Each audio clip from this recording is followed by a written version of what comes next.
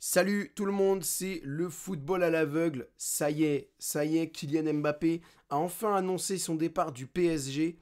Ça fait plus de 2 ans, franchement, je pense presque 2 ans et demi que beaucoup de youtubeurs attendaient pour faire cette vidéo, que ce soit vraiment officiel pour donner un petit peu l'avis, ce qu'on pensait, nos opinions sur le départ de Mbappé du PSG. Et est-ce que certains le considèrent comme une légende? Est-ce qu'il y en a qui lui en veulent beaucoup? Le timing aussi, on va pouvoir en discuter parce que le timing, il est assez... comment dire? Bah, il y en a qui diront qu'il est mal choisi, il y en a qui diront que de toute façon, ça aurait été bien, enfin, c'est bien de le faire maintenant parce que c'est le dernier match au parc et voilà.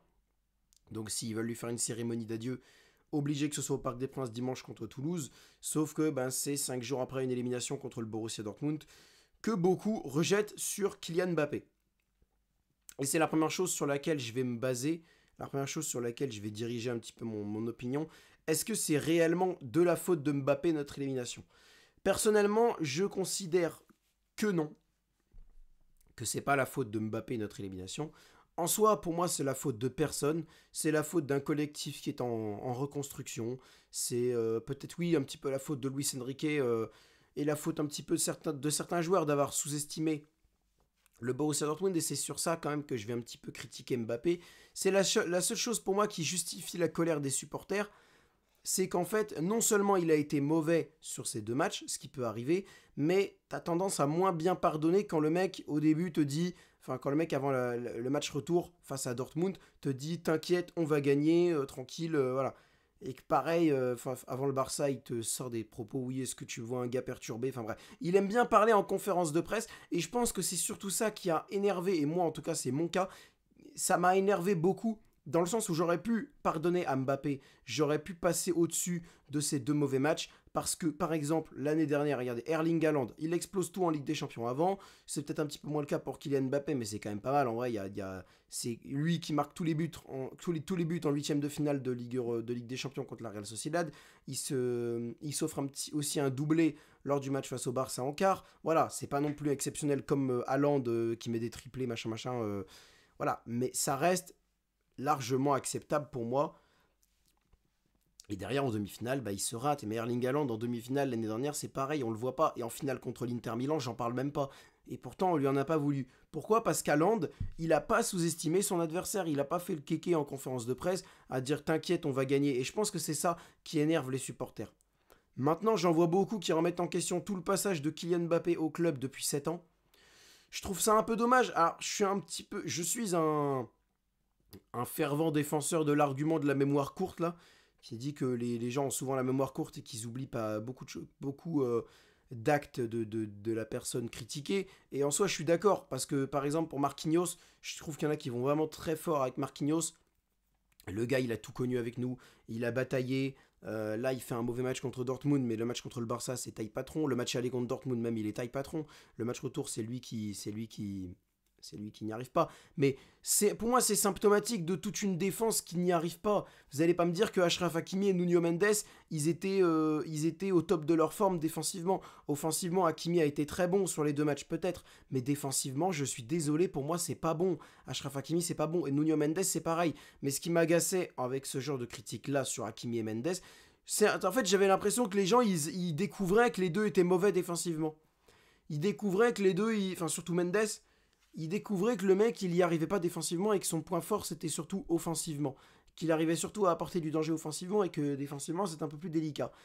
C'est un truc qu'on sait. Le gars, ça fait 2 mois qu'il revient tranquillement, qu'il fait certains matchs et qu'il en fait que certains, enfin, que d'autres, il les fait pas.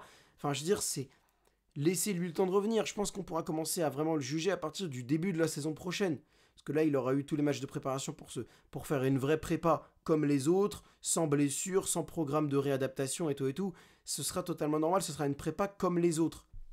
Donc c'est pour ça que moi, je préférerais qu'on juge Mendes au retour, au début de la prochaine saison, 2024-2025, parce que c'est là que ce sera plus cohérent. Là, il est encore dans une phase de reprise qui est en train de se terminer, certes. On est sur la conclusion de sa phase de reprise et il commence vraiment à jouer beaucoup plus de matchs comme si c'était un titulaire d'il y a longtemps. Mais n'empêche, il ne faut pas oublier que le gars, avant mars, il ne joue pas pendant 10 mois. Pendant 10 mois, le gars, il joue pas. Donc c'est normal que sur certains points, il ne soit pas encore totalement au top, surtout que y a certains matchs, comme je dis, qu'il ne joue pas. Et en plus, le match aller face à Dortmund, il dispute pas une partie de l'entraînement parce que douleur.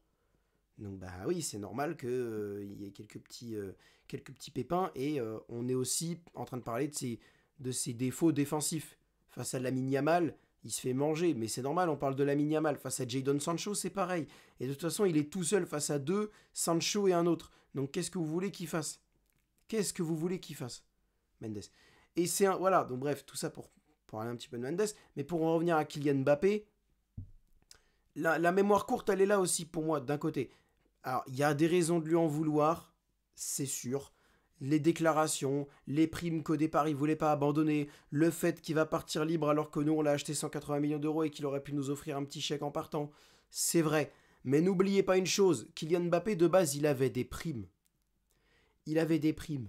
Il les a abandonnées. Et pour moi, ça, parce que il y en a qui comprennent pas en fait. Il y en a ils veulent pas y croire. Il y en a ils veulent. Il y en a ils sont en mode ouais le Qatar c'est un fonds inépuisable. Non, c'est pas parce que t'as le Qatar que tu peux pas t'endetter. Mais si tu t'endettes, c'est parce que t'as mal géré. C'est pas parce que le Qatar ils sont inépuisables ou je sais pas quoi. Non, c'est parce que c'est toi qui as mal géré tes finances, notamment avec les arrivées les arrivées de joueurs comme Neymar, comme Messi, que tu as acheté à des prix mirobolants et que tu n'as pas réussi à vendre correctement, avec des salaires de dingue aussi. Le salaire de Kylian Mbappé, mais bref, on va en parler après. Lui, s'il abandonne pas ses primes, on est dans la merde. Et il le sait très bien. Et c'est justement pour ça qu'il part dans le loft à l'été dernier. Là, il les a abandonnées, ses primes. Donc oui, c'est vrai qu'en plus, il aurait pu nous offrir un chèque, mais qui vous dit que le Real Madrid aurait accepté et aurait pas abandonné la piste en disant bah non, non, nous on veut t'avoir libre, si c'est pas libre, c'est mort. Qui vous dit que le Real aurait pas abandonné la piste et on se serait retrouvé à garder Mbappé et à lui donner des salaires de dingue? Pour en revenir à ses primes, il y en a qui lui en veulent justement par rapport à ça. Oui, c'est lui qui a voulu tel ou tel joueur, c'est lui qui réclamait telle prime, c'est lui qui réclamait le brassard de capitaine, c'est lui qui réclamait plus de responsabilités. Qui vous dit que c'est pas le je dis pas que c'est faux ce que fait Mbappé, mais qui vous dit que c'est pas l'inverse? Qui vous dit que c'est pas le club qui voulait à tout prix garder Mbappé et qui lui a dit OK, on te laisse la main sur le recrutement?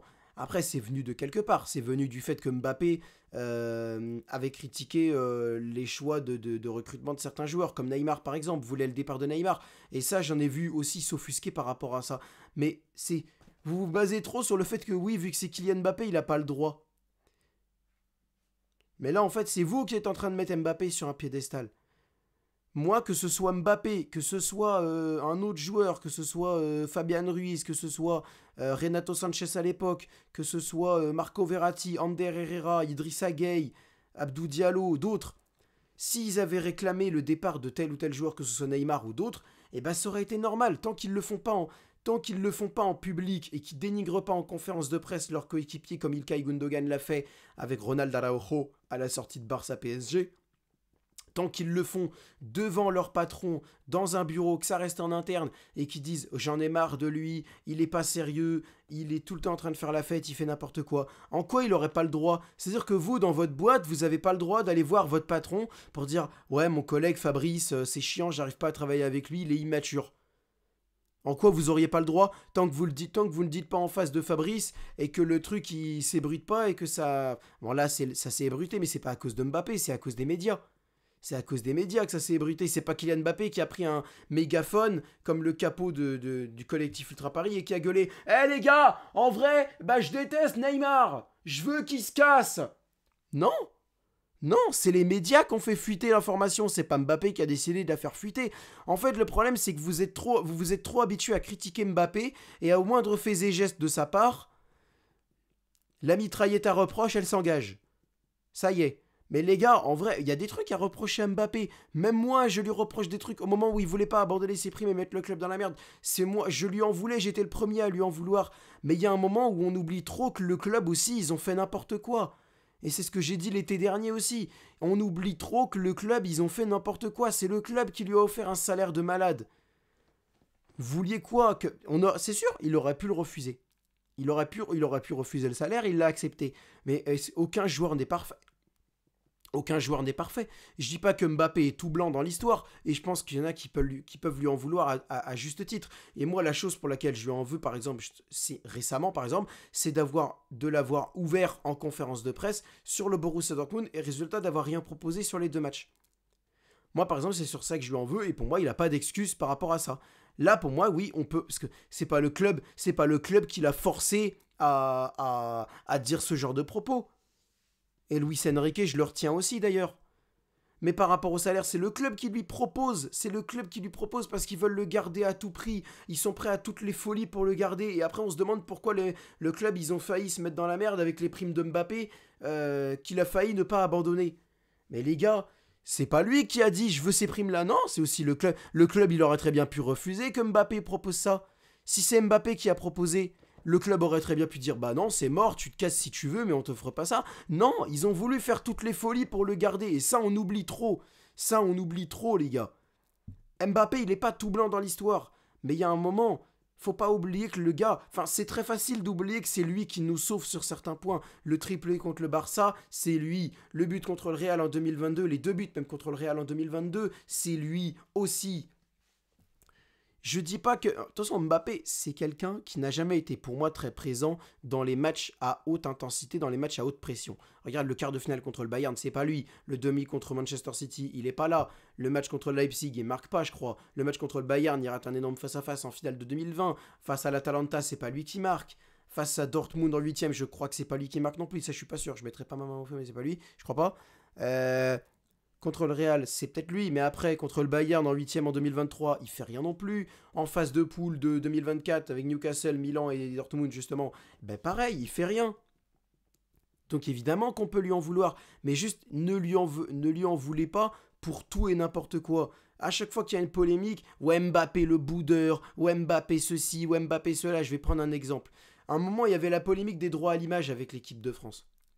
Il y avait la polémique des droits à l'image avec l'équipe de France. Il n'a pas voulu y participer, tout le monde lui est tombé dessus en mode ouais c'est un scandale, il se prend pour je sais pas qui, Monsieur Mbappé, machin machin, mais les gars, à quel moment c'est incompréhensible que le mec il veuille pas associer sa marque à Coca-Cola et tout et tout. C'est comme les gens qui râlent parce que la Ligue 1 va devenir McDonald's. Ligue 1 McDonald's, mais c'est ridicule Ligue 1 McDonald's. Eh ben Mbappé il s'est sûrement dit pareil, il s'est dit non je ne veux pas que mon nom soit associé à Coca-Cola. Et c'est son droit, qu'on soit d'accord ou pas, c'est son droit. Et pourtant, j'en ai vu certains le critiquer sous prétexte que oui, il se prend pour qui, machin, machin. Mais les gars, regardez la notoriété qu'il a. Il a totalement le droit de ne pas vouloir que son nom soit associé à ça. C'est totalement normal. C'est totalement normal. Ça n'a rien de surprenant. D'après moi, ça n'a rien de surprenant. Et il y en a qui veulent lui en vouloir pour tout et n'importe quoi et qui, à la moindre polémique, et c'est peut-être moi ce que je fais aussi avec Neymar, hein, peut-être qu'à la moindre polémique, c'est peut-être pour ça aussi, c'est peut-être moi aussi, peut-être que je fais le même problème avec Neymar, à chaque polémique, je lui tombe dessus. Mais les gars, regardez-vous, moi je suis désolé, Neymar, ce qu'il fait, c'est grave. Ce qu'il fait tout le temps, il va faire il va faire la fête de partout. Regardez les témoignages d'Ander Herrera et tout, comme quoi les soirées chez Neymar. Regardez le maire de Bougival qui se plaint de lui, mais regardez à quel moment on peut pas, à quel moment c'est pas justifié de se plaindre de ce mec. À quel moment c'est pas justifié de se plaindre de ce mec. Encore une fois, je dis pas que Kylian Mbappé est tout blanc, je dis juste qu'il y en a qui veulent lui tomber dessus pour tout et n'importe quoi. Voilà, maintenant, ce que ça va apporter le départ de Mbappé, parce que pour moi je suis quand même content qu'il se barre. Parce que Mbappé, comme je l'ai dit sur Twitter, c'est le dernier rouage d'un projet qui n'aura pas su fonctionner. Dans le sens où Mbappé, c'est le dernier bling-bling de tout ce qui est Messi, le dernier gars bling-bling de tout ce qui est Messi, Neymar et tout. Et encore, en vrai, Kylian Mbappé est devenu bling-bling. Parce que, encore une fois, on a voulu lui offrir un salaire mirobolant. Mais au départ, en 2017, c'est un gamin de 18 ans, c'est un jeune crack de 18 ans en vrai. Hein. On l'achète à une somme astronomique, mais parce que c'est un jeune crack. Lamine Yamal, là, c'est pareil. Hein. Si on prend Lamine Yamal, en soi, c'est pas forcément bling-bling. C'est un jeune de 16 ans qui a du fort potentiel et qui a un très grand avenir devant lui. Et on va le payer 200 millions. Tu vois, on va peut-être le payer 200 millions, Lamine Yamal.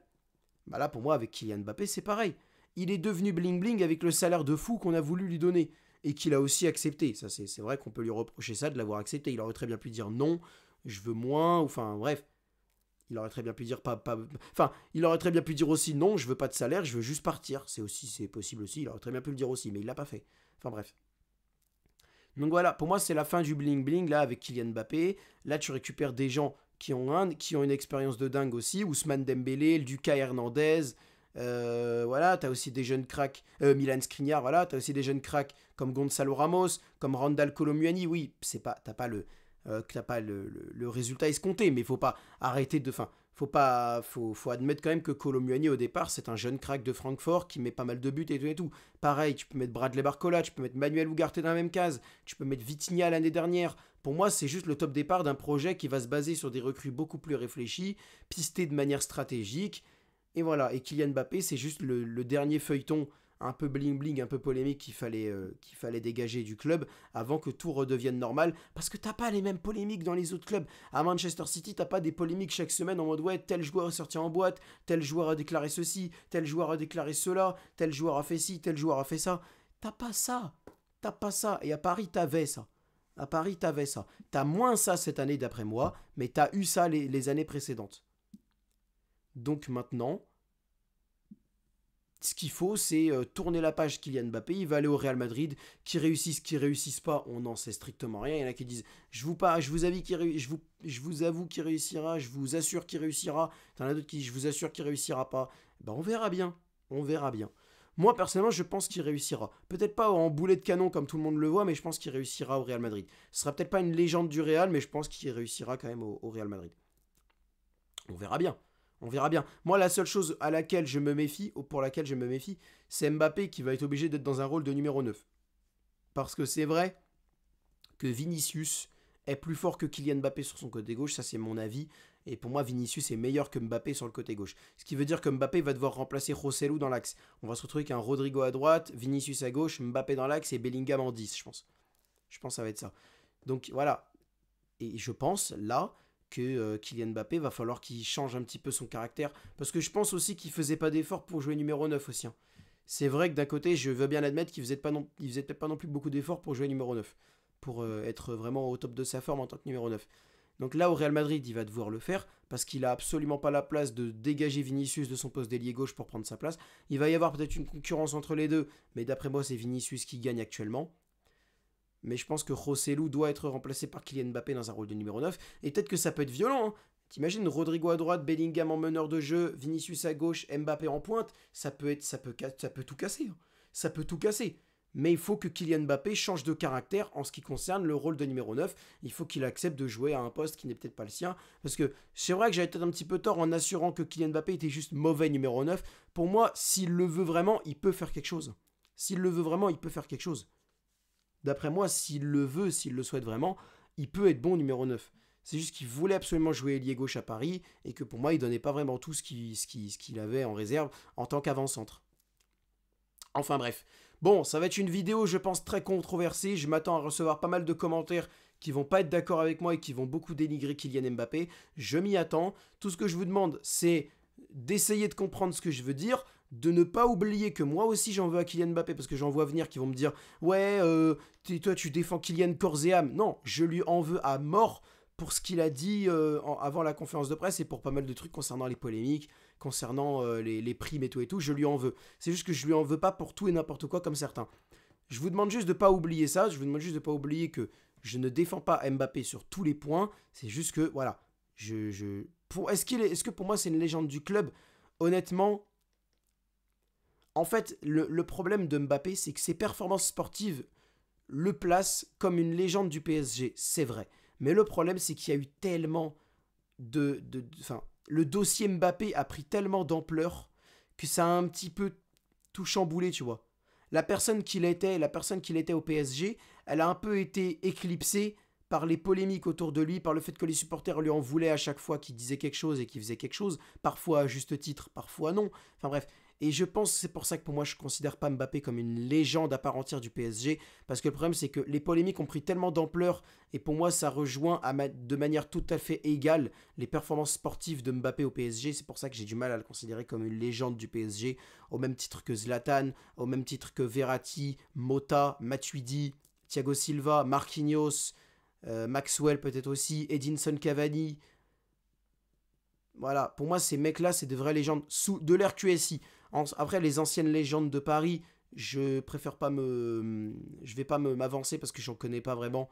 Avant l'ère QSI, je connais pas trop, mais on peut dire peut-être Ronaldinho, on peut dire peut-être Georges Weah, je sais pas, j'en sais rien, peut-être. Mais en tout cas, Voilà, peut-être Rai aussi, enfin bref.